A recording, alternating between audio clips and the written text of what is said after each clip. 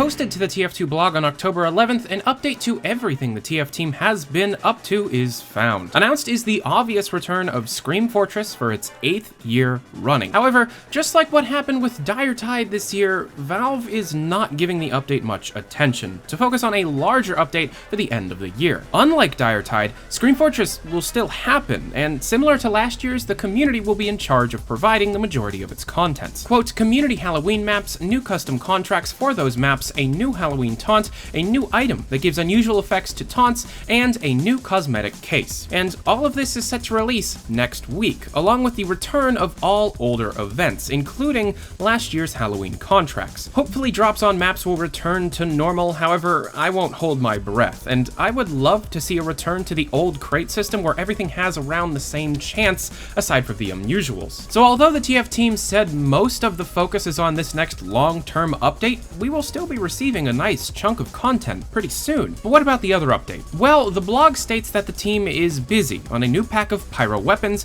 competitive and casual improvements, and a new campaign. The post then says something about Steve Buscemi's skeleton or whatever. Jill is really doing the memes lately. Paid sprays. Shortly after the blog post, an update was pushed, which is one of the most baffling things I've seen since Meet Your Match, but in a good way. Updates to Sunshine, Millstone, and Snakewater, with Snakewater's fixes being community feedback. This is on top of an entire section of the changelog being fixes and changes based on community requests.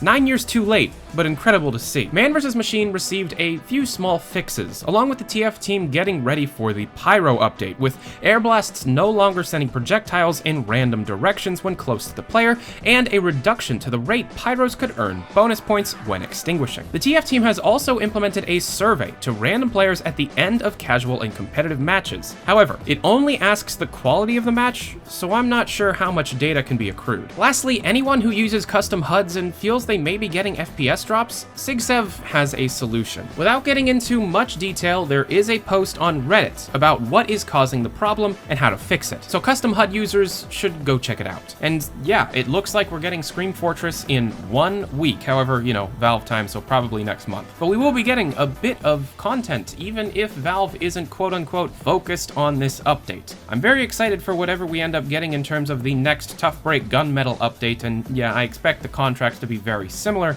However, we already know that all of the voice actors have recorded new lines, so there might be some stuff going on. So look forward to that, and thank you very much for watching. I'm Tyler McVicker, this is Valve News Network. Have a good day. Adios.